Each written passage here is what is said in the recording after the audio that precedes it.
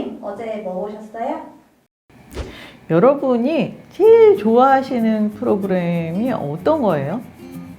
저는 제일 좋아하는 프로그램의 기준이 뭐냐면, 제가 어디 해외에 한 일주일에서 열흘 정도 다녀왔다고 가정할 때 돌아와서 제일 먼저 다시 보기를 하는 프로그램이 저희 최애 프로그램이라고 생각하거든요. 근데 이제 요즘에는 유키즈 언더 블럭입니다. 예전에는 월요일에는 놀러와, 화요일에는 강심장, 수요일에는 황금어장, 목요일에는 해피투게더, 이렇게 루틴이 있었잖아요. 근데 요즘은 이제 화요일에는 무조건 유키즈 언더 블럭을 보고 있는데, 12월 3일 방송 제주도 편을 마지막으로 겨울 휴직에 들어간다고 합니다. 당연하죠. 겨울에 너무 추우니까, 또 여름에는 너무 더우니까 유키즈 언더 블럭이 여름하고 겨울에 쉬고 있는데, 큰 자기 아기자기가 돌아다니는 것도 힘들겠지만 우리 자기님들이 또 대화를 나누기가 길바닥에서 어렵잖아요. 그러니까 쉬게 된다는 건데, 그 아쉬움에 남은 기간이라도 열심히 보시라고 이번에 이제 다시 한번 유키즈 언더 블럭 얘기를 하게 됐어요.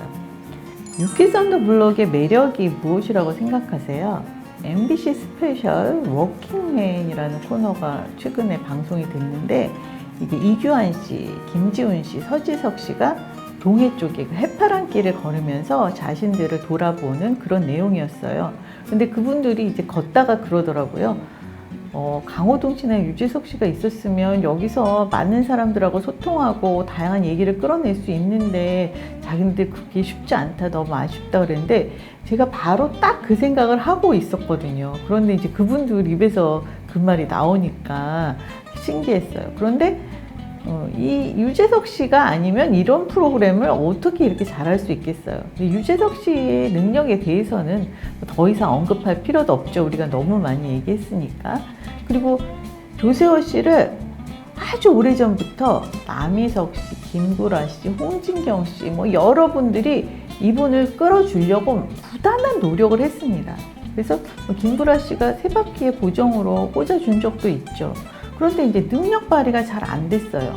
해피투게더의 고정이었지만 사실 큰 역할을 목욕탕 편에서는 하지 못하다가 무한도전 고정 멤버가 됐는데, 또 무한도전도 바로 종용해버리고, 근데 이제 유키즈 언더 블럭에 아기자기로 투입된 후에 제대로 훈련을 하고 있고 진짜 이제 본궤도에 올라간 거예요.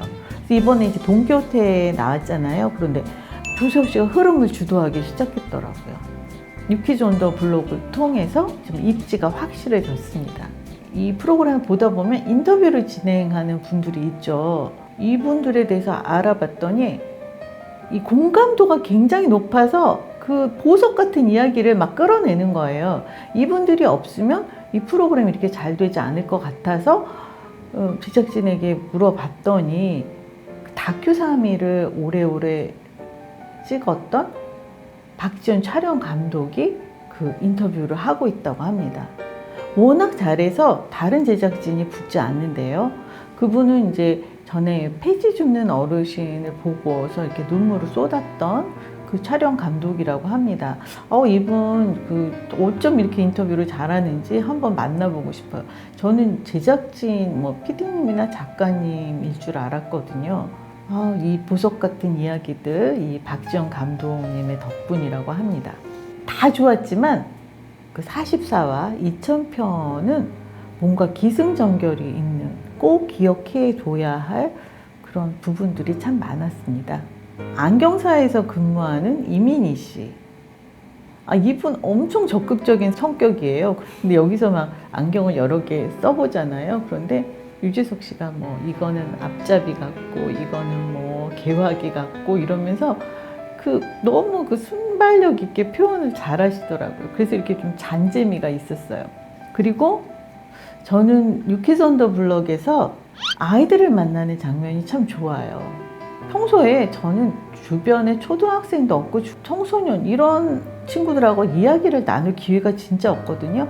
요즘 아이들이 어떤지 알 수가 없는데 유키즈 언더 블럭에서는 진짜 다양한 아이들을 만나잖아요. 근데 44화에도 윤주은 양 9세 여자 어린이를 만났어요. 근데 이 여자 어리니까 요즘 애들 다 그렇나요? 너무 재기발랄하고 순수하고 그 부모님을 만나보고 싶더라고요. 표정이 좀 없어요. 이렇게 무표정하고 이렇게 어떻게 보면 이제 냉정한 얼굴인데 두 번 이렇게 배시시 웃더라고요. 근데 한 번은 하루 일과를 설명하면서 숙제하고 일기하고 휴대폰 1시간 동안 해요. 이렇게 싹 웃었어요. 그리고 한 번은 우리 아빠 잘생겼어요. 나는 우리 아빠가 정말 좋아요. 우리 아빠가 퇴근하면 안겨서 안 떨어져요. 이런 얘기를 하면서 또 한 번 이렇게 얼굴이 환해지더라고요. 그런데 그날에 공통 질문이 있었잖아요. 시인이 나를 만들었을 때 가장 많이 넣은 것과 적게 넣은 것. 이 주은 양에게 물어봤더니 시인이 부족함 없이 다 넣어주신 것 같다. 정말 자존감 끝내주잖아요. 근데 제가 이제 한 20대 때 책에서 읽은 귀절이 아버지하고 관계가 좋은 딸은 사회성이 뛰어나고 자존감이 높게 되어 있다. 그 말이 제 뇌리에 박혔었어요. 왜냐하면 저는 아버지하고 별로 사이가 좋지 않았거든요. 그런데 진짜 이 주은 양은 자존감 높고 자기 성격 확실하고 꿈이 뭐냐고 물어봤더니 사회복지사하고 피아니스트. 그런데 원래 꿈은 환경미화원이었는데 일찍 일어나야 되는데 자기가 잠이 많기 때문에 그래서 사회복지사로 바꿨다. 부모님이 막 선입견 편견 없이 잘 키우고 계신 거예요. 저 손녀 있잖아요. 정말 주은 양처럼 컸으면 좋겠어요. 그래서 유재석 씨가 또 물어봤죠. 그 산타 할아버지가 있냐 없냐 그랬더니 없다고 이렇게 단언을 하더라고요. 자신이 그 크리스마스 날 밤에 깨워봤더니 산타가 오지 않았다는 거예요. 그랬더니 유재석 씨가 아니 산타 할아버지를 믿는 아이에게만 선물을 주시는데 그랬더니 저 안 믿었는 애도 선물 있었어요. 이래. 기발하죠. 정말 대단한 어린이입니다. 이제 우리나라의 미래가 너무 밝다는 생각이 들었어요.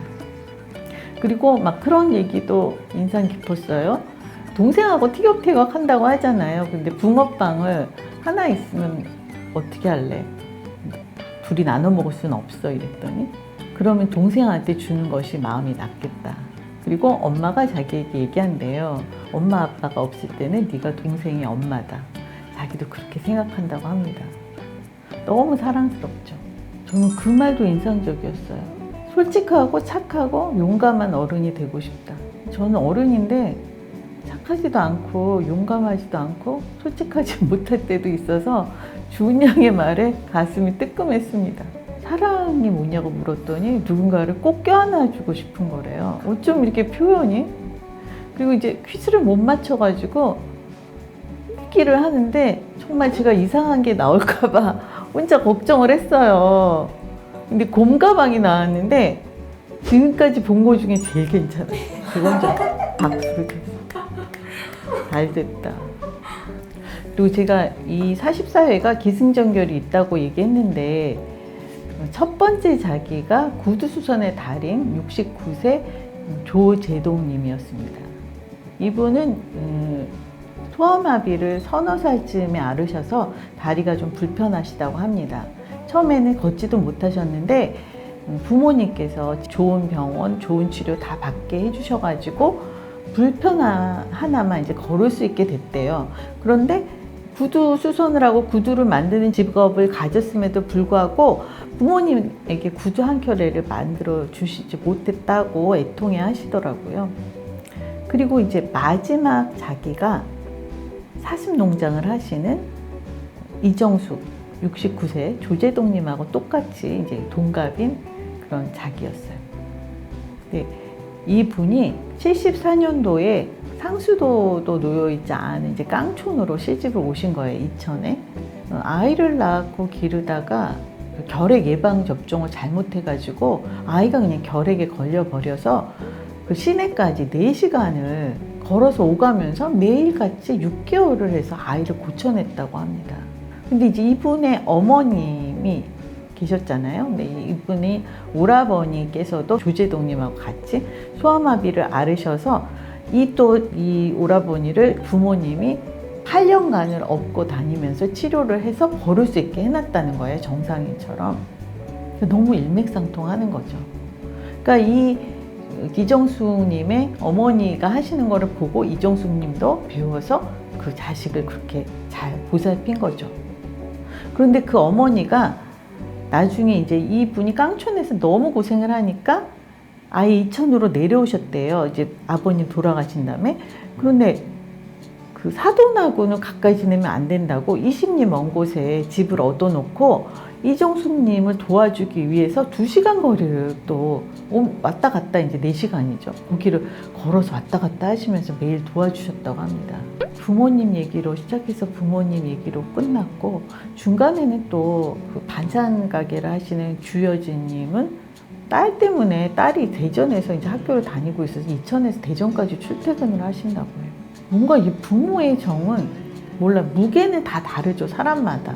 그런데 부모는 이런 것이고 자식은 이런 것이다 이런 거를 좀 한 번에 정리해서 보여준 그런 44회에 뜻깊었습니다.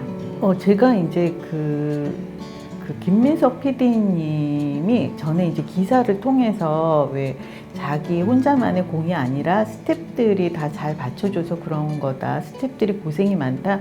이런 얘기를 한 적이 있어서 이제 그것도 한번 유튜브 영상을 통해서 말씀드린 적이 있는데 이분은 기본적으로 굉장히 성의가 있는 분인 것 같아요.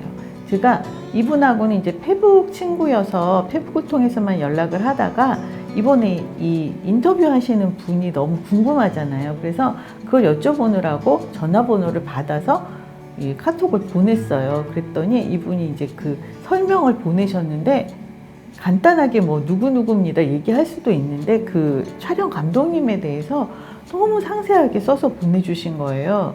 기본적으로 정말 성의가 있는 분이시고 그리고 제가 이제 페북에 그 유키즈 언더블럭에 대한 글을 남겼을 때도 저랑 안면도 없는 사이일 텐데 거기다 잘 봤습니다, 뭐 고맙습니다 이런 댓글도 남기시고 그러니까 이분 또한 제 생각에는 엄청 자존감이 높고 성의가 있고 예의가 있고 뭐 칭찬을 뭐 더 할 수 없게 저희 최애 PD님이 되겠습니다.